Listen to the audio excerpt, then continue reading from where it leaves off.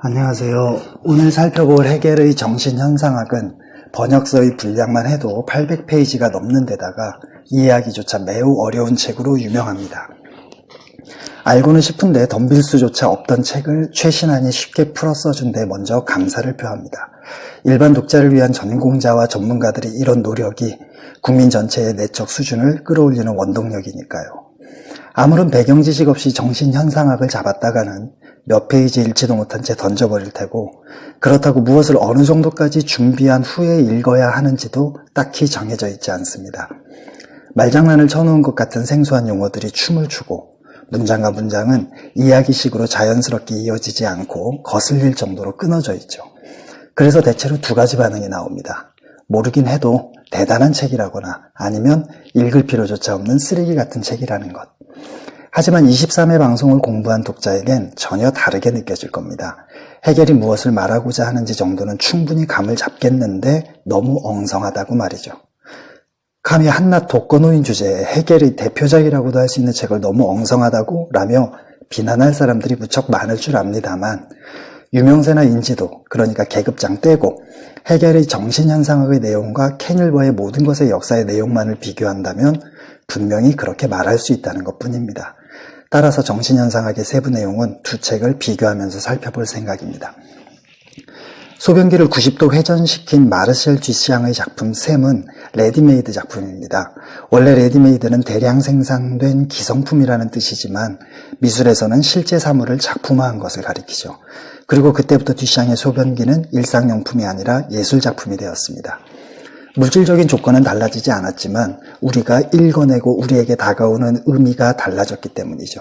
의미가 다르면 모든 면에서 똑같은 물건일지라도 전혀 다른 것이 됩니다. 아무리 흔한 물건이라도 소중한 사람에게 선물 받은 건 이미 세상에서 유일한 것으로 탈바꿈되죠. 그런데 과학과 과학적인 방법은 세계와 삶의 의미를 문제 삼지 않습니다. 증명할 수 없기 때문이죠. 달리 말하자면 외부 세계의 영역이기에 관찰, 즉 주시만 하면 될 뿐 해석은 필요 없기 때문입니다. 하지만 세계와 삶에서 의미를 제거하면 우리는 살아갈 수 없습니다. 의미가 바로 추억이며 기억이고 행복의 근원이기 때문이죠. 윌버도 지적했듯이 뉴턴 이래 과학이 승승장구하면서 모든 학문은 과학의 신여가 되었습니다. 모든 개별 학문의 이론적인 근거를 제시하는 토대 역할을 하던 철학이 헛소리만 늘어놓을 뿐이라는 비난을 받으며 넉아웃당한 19세기 후반, 심리학과 논리학이 철학의 역할을 대신하겠다며 입후보했죠.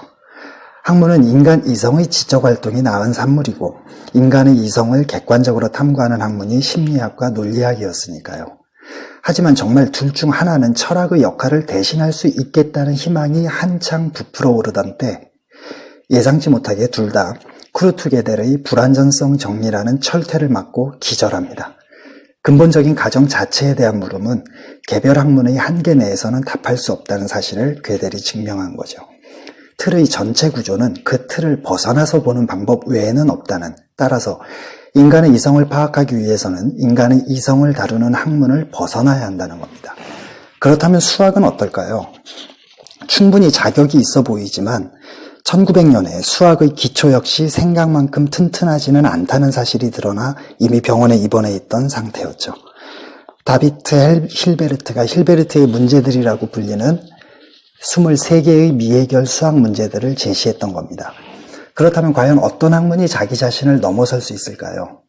철학만이 이런 일을 할 수 있다는 생각에 쓰러져 있던 철학을 일으켜 세우면서 기존의 어떤 학문과도 전혀 다른 방법으로 의식의 문제에 접근하는 현상학을 제안한 사람이 바로 에드문드 후설입니다.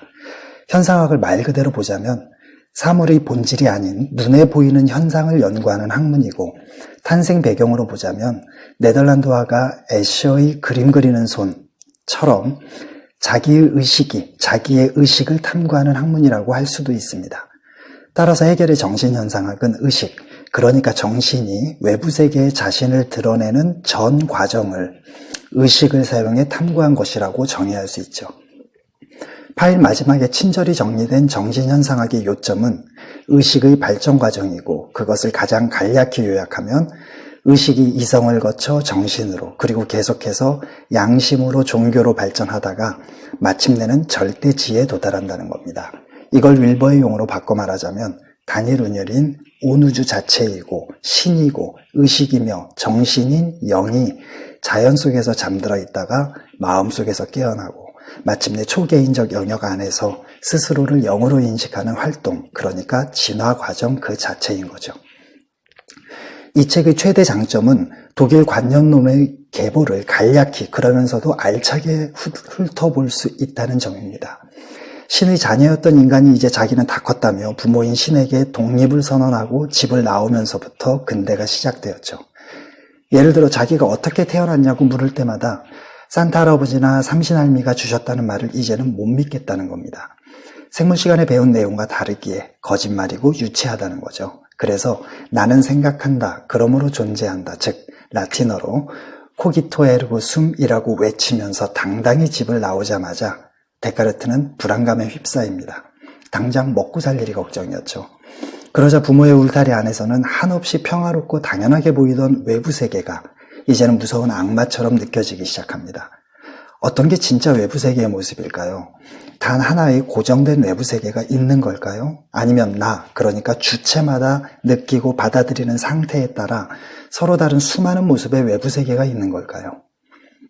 여기에서 바로 근대 철학의 문제점, 즉 딜레마 중 두 가지가 등장합니다. 하나는 내가 생각하는 외부 세계의 모습, 그러니까 표상과 진짜 외부 세계의 모습이 일치하는지 안 하는지를 결정하려면 반드시 제3자가 필요하다는 것이고, 다른 하나는 수많은 사람이 서로 다른 판단을 했을 경우 과연 누구의 생각이 옳은지 어떻게 결정할 것인가 하는 거죠. 전자가 주체와 객체가 일치하는 인식인 진리를 어떻게 보증할 수 있느냐 하는 인식론의 딜레마이고, 후자가 내가 알고 있는 것만이 진리이고 진리라는 주관적이라는 유아론의 딜레마입니다. 이 중 대상과 일치하는 인식이라는 진리 문제가 바로 근대 철학의 가장 큰 당면 과제가 되었고, 그래서 주체의 사유 능력에 관한 탐구가 가장 중요해졌죠. 외부 세계는 우리 눈에 보이는 단 하나의 모습일 뿐이라는 생각으로 외부를 탐험한 게 베이컨, 로크, 버클리, 휴무로 이어지는 영국의 경험론이고, 주체가 만들어 나가는 세계가 그 주체에게 의미가 있는 진정한 외부 세계라는 생각으로 내부를 탐험한 게 칸트, 피테, 셸링, 헤겔로 이어지는 독일의 관념론입니다. 칸트의 관념론은 경험 이전의 단계를 다뤘다는 의미에서 선험적 관념론이라고 불립니다. 인간은 태어나는 순간부터 시간과 공간이라는 두 가지 선험적인 구조를 통해서만 외부 세계를 바라볼 수밖에 없는 존재라는 거죠.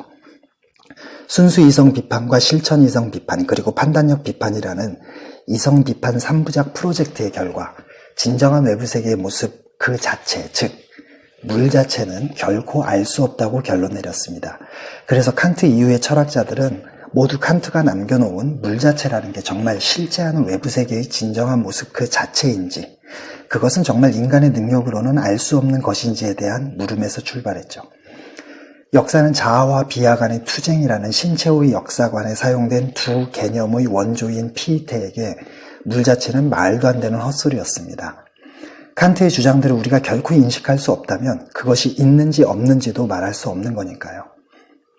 그래서 물 자체를 폐기하고 그 자리를 자아와 비하의 종합인 절대 자아에 넘깁니다. 음이다 양이다 말할 수 있으려면 그것들을 종합한 태극이 전제되어야 하듯 자아이다 비하이다 말하기 위해서 선험적이면서 거의 신적인 종합적 존재를 상정한 거죠. 변증법적 과정을 지배하고 주도하는 정신, 즉 가이스트를 절대자아라고 부르는 데서도 알 수 있듯이 피이테에게 주체는 자아였고, 그래서 피이테의 사상을 주관적 관념론이라고 부르고요. 절대자아의 울타리 속에서 자아와 비하는 똑같고 스스로 반정립한 것이기에 비하에 관한 절대자아의 인식은 당연히 진리이므로 인식론의 딜레마는 나름 해결했다고 볼 수 있지만 유아론의 딜레마에서는 빠져나오지 못합니다. 사람들의 수만큼 절대자아가 존재할 테니까요. 낮 다음에는 밤이 오듯 피이테와는 정반대로 변증법적 과정을 지배하고 주도하는 정신을 절대자라고 부른 셸링의 주체는 자연이었습니다. 그래서 객관적 관념론이라고 부르고요. 구조는 피이테와 똑같습니다. 절대자의 울타리 속에서 자연은 산출하는 정신인 동시에 그 정신에 의해 산출되는 물질이고, 이렇게 정신과 물질이 똑같기에 피이테처럼 인식론의 딜레마는 발생하지 않죠. 게다가 사람의 수는 무한하지만 자연은 단 하나만 존재합니다. 그래서 유아론의 딜레마도 아예 처음부터 발생하지 않는다는 장점이 있고요. 근대 철학의 두 가지 딜레마를 모두 해결했다는 자부심이 대단했죠. 하지만 심하게 말해서 절대자만 제외한다면 셸링의 사상은 140여 년 전의 인물인 스피노자의 주장을 단어만 바꿔치기 한 셈이라고 할 수 있습니다. 스피노자에게 자연은 산출하는 자연인 동시에 산출되는 자연이었고, 그래서 역시 주체와 객체가 완전히 똑같았죠.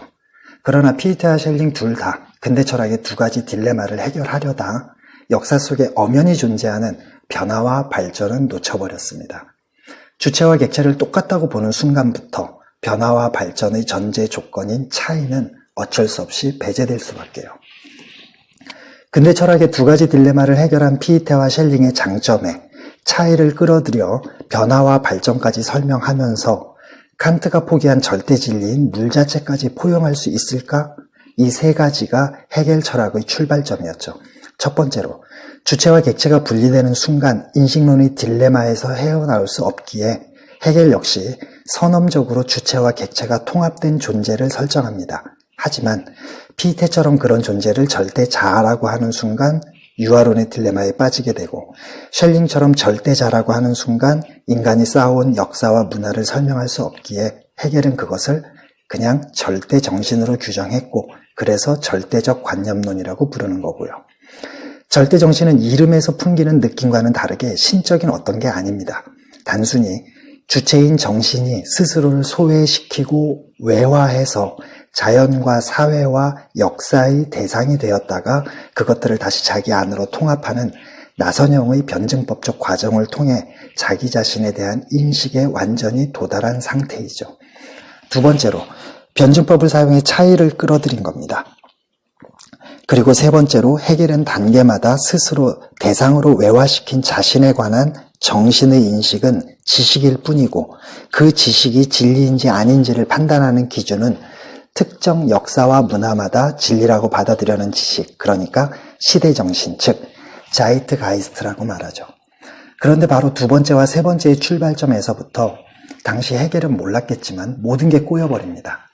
변증법은 그 자체가 끝이 없는 과정일 뿐이기에 주체와 객체의 일체에 관한 인식이자 물 자체인 진리에 절대 도달할 수 없다는 한계를 애초부터 지니고 있는 데다가 지식이 진리인지 아닌지를 판단하는 기준이 꼬리에 꼬리를 물듯 또다시 특정 역사와 문화의 패러다임인 지식, 즉 시대정신이기에 진리를 확인하고 보장해줄 제3자가 없다는 인식론의 딜레마에 빠져버린 거죠.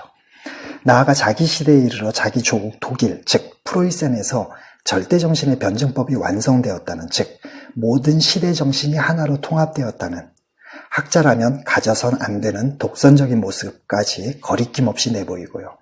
따라서 해겔이 변증법을 통해 끌어들인 차이는 차이를 존중하기 위해서가 아니라 이런 독선적인 주장을 위해서, 그러니까 자기 시대 독일의 시대정신을 절대정신으로 만들기 위해 그 앞에 펼쳐놓은 먹잇감일 뿐이었던 겁니다. 우리가 외부 세계의 모든 걸 그 모습 그대로, 그러니까 직접적, 즉 즉자적으로 수용한다면 대자적이라고 할 수 있는 반성이 결여된 셈이고, 그러면 개인, 그러니까 사고하는 주체가 자기만의 고유한 방식으로 의미를 부여할 수 없으며 그 결과 그렇게 수용된 것들은 주체와는 무관한 타자일 뿐입니다. 이런 의미에서 해겔에게 모든 실제는 그 자체로 존재할 수 없다고 말하는 거죠. 아무리 여러 범주를 덧붙여도 생각할 수 있는 능력이 인간을 인간으로 만들어주는 가장 큰 특징이라는 사실에는 변함이 없습니다. 그래서 인간의 존엄성을 가장 크게 훼손하는 질병이 치매인 거고요. 우리 두뇌는 대상이 의식에 주어질 때마다 일정한 거리를 유지한 채 대상을 바라보고 분석하고 그때까지의 모든 지식과 경험을 활용해서 새로운 의미를 부여하죠. 이것이 직접적으로 주어지는 존재에 대해 반성함으로써 존재에서 타자성과 대상성을 떼어내고 주관성을 통해 재구성하고 산출하는 자기 내적 거리 유지라는 말의 의미이고, 그래서 이성적인 것이 현실적이며 현실적인 것이 이성적이고 미네르바의 올빼미는 황혼이 되어서야 날기 시작한다고 말한 겁니다. 앞서 의식, 이성, 정신, 양심, 절대정신, 절대지에 이르는 의식의 발전 과정, 그러니까 정신현상학의 내용을 윌버의 용어로 표현하면 온우주 자체이고 신이고 의식이며 정신인 영이 스스로를 영으로 인식하는 진화 그 자체라고 언급했습니다. 피이테의 절대자와 셸링의 절대자와 헤겔의 절대정신보다 윌버의 온우주 또는 영이 훨씬 더 깊이와 규모가 큰 표현이라고 할 수 있죠. 정신이 나선형의 변주법적 과정을 통해 자기 자신에 대한 인식에 완전히 도달한 상태가 절대지라는 헤겔의 말은 영은 최상의 수준인 동시에 모든 수준의 근본 바탕, 그러니까 비이원 양쪽 다라는 윌버의 말과 똑같고요. 독일 관련론자들은 온갖 어려운 용어를 동원해 변증법적 과정을 비비꼬지만 윌버는 영이 자기 초월을 통해 자기를 실현해 가는 발전 과정인 진화를 하위 수준의 내용을 통합하는 동시에 그것을 넘어서서 새로운 상위 수준으로 나아가는 것이라고 단순 명료하게 정리합니다. 그리고 의식의 발전 과정이 일어나는 이유나 원인에 대해서도 독일 관념론자들은 입을 다무는 대신 윌버는 항상 더 높은 단계로 나아가고 싶어하는 초월을 향한 욕구가 온우주 자체의 본래 속성이라고 명시하고요. 게다가 독일 관념론자들이 통합에 실패한 차이도 윌버는 새로운 단계로 나아갈 때마다 홀라키적으로 그리고 양자도약의 형태로 차이, 즉 새로운 속성이 창발한다고 말하죠. 절대정신은 개인에게서 육체와 분리된 개별적인 의식의 모습으로 자기의 발전 과정을 시작합니다. 최초의 개별적인 의식은 조금씩 외부의 대상을 감각을 통해 있는 그대로, 그러니까 즉자적으로 받아들이고 그렇게 자연적 관계 또는 감각적 확실성 또는 순수한 직접성에 의해 획득한 지식이 쌓여가면서 스스로의 반성을 통해 그것들로부터 추상적이고 불변적이며 매개적인 보편 개념을 끄집어내는데 이런 수준에 도달한 의식이 이론적인 의식이죠. 추상적인 개념과 언어를 통해 객체의 개별적인 타자성을 없애면서 주체의 자기성으로 재구성하는 겁니다. 이런 과정이 쌓이면 의식은 이제 모든 개별적인 객체를 뛰어넘어 대상에 대한 의식이 아닌 자기의 의식 자체에 대한 의식, 즉 자기의식의 단계로 진입하죠.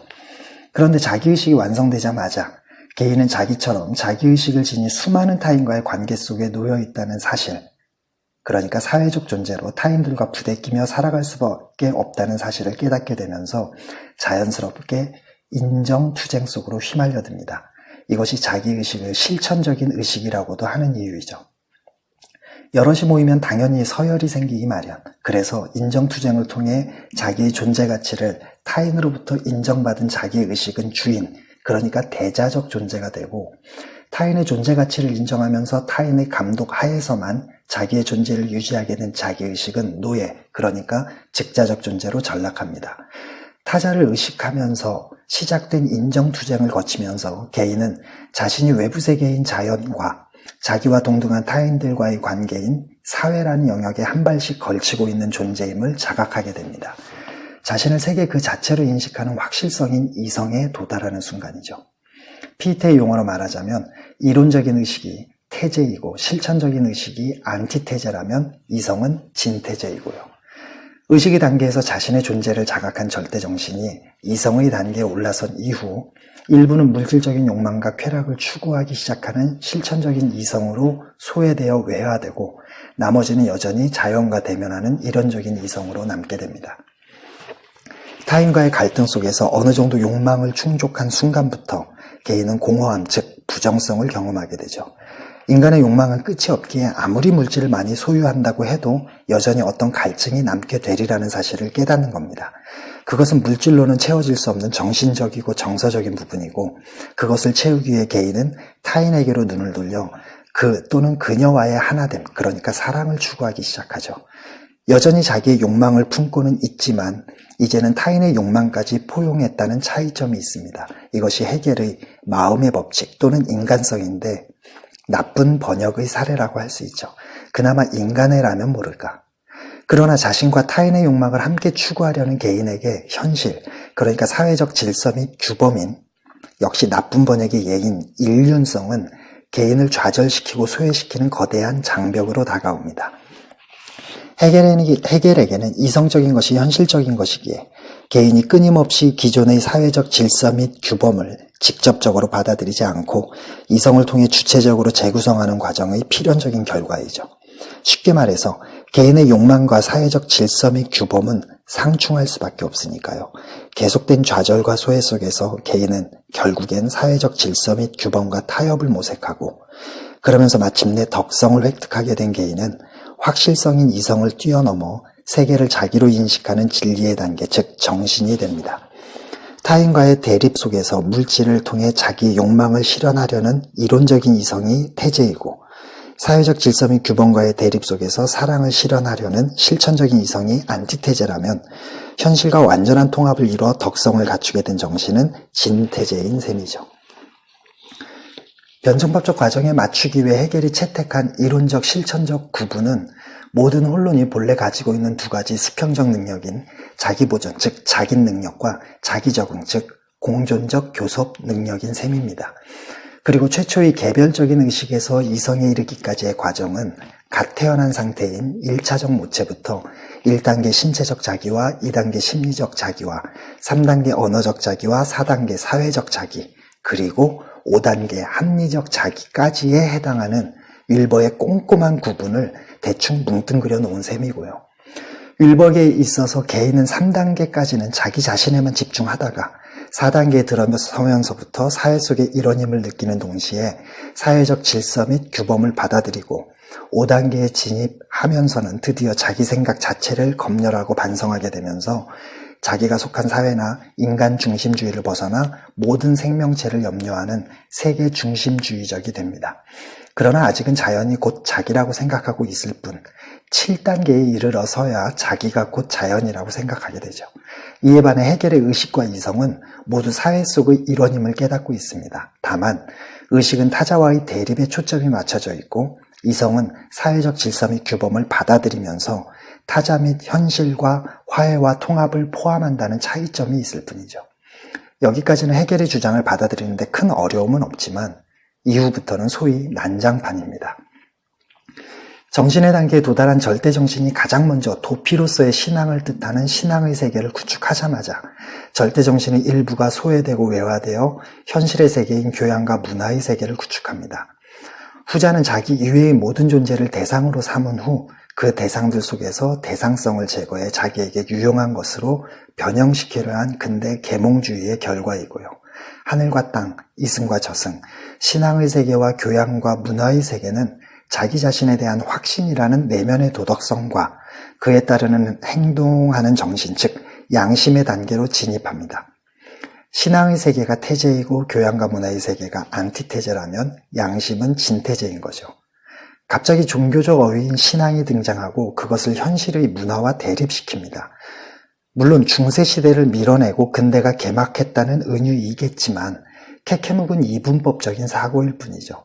내면의 도덕성을 자기 자신에 대한 확신이라고 표현하는 건 모순입니다. 자기 자신에 대한 확신이란 자기만이 옳다는 독선적인이라는 뜻인데 그걸 도덕성이라는 이름으로 심지어 아름다운 영혼이라는 이름으로 포장한 거니까요. 독선적인 건 양심이 아닙니다. 굳이 양심을 정의하자면 특정 시대와 문화의 패러다임과 상식에 개인적인 경험을 추가한 것이라고 할 수 있죠. 해겔의 정신의 단계는 윌버의 실존적 자기인 6단계에 해당한다고 볼 수 있습니다. 아름다운 영혼으로도 불리는 양심은 세계가 곧 자기 자신이라는, 다시 말해서 자기 자신이 곧 보편적인 존재라는 자기 확신에 근거한 자기 동일성 또는 내면의 도덕성을 말합니다. 이런 양심 중 일부가 행동하는 양심으로 소외되고 외화되면서 남아있는 양심은 자연스럽게 자기만의 기준으로 타인의 행위를 판단하는 양심이 되고요. 그러나 개인마다 양심의 내용이 거의 다른 경우가 대부분이죠. 판단하는 양심 간에 그리고 행동하는 양심 간에 발생하는 충돌은 피할 수 없고 그래서 개인은 또다시 인정투쟁에 목을 매게 됩니다. 해겔이 말하는 도덕성은 칸트의 주장처럼 선언적으로 전제된 불변의 기준이 아니라 개인들 간에 상호 인정된 합의 내용이라는 거죠. 이렇게 서로 화해하고 상호 인정에 도달한, 그래서 기존의 사회적 질서 및 규범을 극복한 양심이 절대정신이고 현실 속에 현존하는 신의 모습입니다. 즉 종교라는 거죠. 판단하는 양심이 태제이고 행동하는 양심이 안티태제라면 절대정신, 즉 종교는 진태제인 겁니다. 윌버와는 달리 헤겔은 자연이 곧 자기인 것과 자기가 곧 자연인 것의 차이를 간파하지 못합니다. 그리고 상호 인정에 도달한 거의 나르시시즘적인 양심이 그렇게도 중요한 듯 외치던 절대정신이라는 부분에서는 모든 맥이 풀려버립니다. 세계엔 수많은 문화와 가치관이 있으므로 상호 인정에 도달한 양심은 기껏해야 상대 정신일 수밖에 없기 때문이죠. 상호 인정이란 사실 다수의 횡포라고도 할 수 있습니다. 대다수가 먹고 즐길 뿐 삶에는 어떤 의미나 가치도 없다고 생각하는 상호 인정에 도달했다면 그들의 사고방식과 삶의 방식이 과연 절대정신, 그러니까 진리일까요? 그럼 그들의 잘못을 깨트리려는 매 시대의 성인들과 선각자들은 뭡니까? 악마인가요? 헤겔의 이런 주장은 아전인수이자 기회주의자의 변명 또는 사기꾼의 사기치는 소리로밖에는 들리지 않네요. 게다가 그걸 현실 속에 현존하는 신의 모습, 그러니까 종교라고 말하는 헤겔을 보면서 그가 생각하는 종교의 개념이 과연 무엇인지도 도무지 알 수 없습니다. 내면의 도덕성, 그러니까 양심이 자기에 대한 확실성이라면 절대정신, 즉 종교는 자기에 대한 지식입니다. 자기 자신이 절대정신이라는 사실을 아는 정신이라는 거죠. 일반적인 종교의 의미와는 다릅니다. 헤겔은 절대자가 어떤 식으로 표현되는지에 따라서, 그리고 발전 과정의 순서에 따라서 인간과는 상관없이 순수하게 신의 속성만을 갖는 자연 종교와 신의 속성과 더불어 인간의 속성도 갖는 예술 종교, 그리고 신이 인간이 됨으로써 자기의 존재를 인간에게 알리는 동시에 인간들 속에서 자신을 알게 된 계시 종교로 구분하는데, 이중 변증법적 과정을 지닌 계시 종교가 헤겔에게 있어서 가장 완전한 모습의 종교이죠. 자연 종교가 태제이고 예술 종교가 안티태제라면 계시 종교는 진태제인 거고요. 이 부분에 이르러서는 헤겔이 철학자인지 개신교 신학자인지조차 구별할 수 없게 됩니다. 개인의 의식, 즉 이성의 발전 과정을 논하다가 이제는 아예 종교 쪽에 눌러앉아 버린 셈이죠. 헤겔이 보기에 종교적 진리는 역사 속에서 주어진 것으로 현실적인 시간과 공간의 제약을 피할 수 없으며 의식의 외부에서 하나의 대상으로 존재한다는 한계를 갖고 있습니다. 따라서 철학을 통해 계시 종교가 지닌 시간성과 대상성이 제거되어 가장 완전하고 순수한 개념화에 도달한 계시 종교의 교리, 그것이 바로 절대지인 거죠. 헤겔의 관점에서는 이제 모든 변화와 경험은 소멸되었고 종교와 철학 모두 완성되었으며 정신 현상학이 말하는 의식의 긴 노정도 끝이 났습니다. 어려운 용어들과 바위만큼 딱딱한 문장들을 힘들게 참으며 따라왔더니 결론은 개신교의 교리를 합리적이고 논리적으로, 즉 철학의 도움으로 재구성한 것이 절대지라고 합니다. 이게 과연 뭘까요? 학자로서 변증법적 과정을 전제 조건으로 삼았으면 끝까지 밀고 나가는 논리적 일관성을 보여야 하거늘 정신현상학이라는 제목을 달았으면 정신이 언제 어떻게 얼마나 자기 자신을 현상하는지 치밀하게 파헤쳐야 하거늘 여러모로 소문난 잔치에 먹을 게 없다는 생각만 들게 합니다. 어쩌면 제가 이 한 권의 책으로 헤겔을 평가하는 성급한 일반화의 오류에 빠진 건지도 모르죠. 그래서 저와 헤겔 둘 모두에게 한 번 더 기회를 주자는 마음에서 다음번 책 역시 헤겔의 것으로 정했습니다. 고생하셨습니다. 다음 시간에 뵙죠.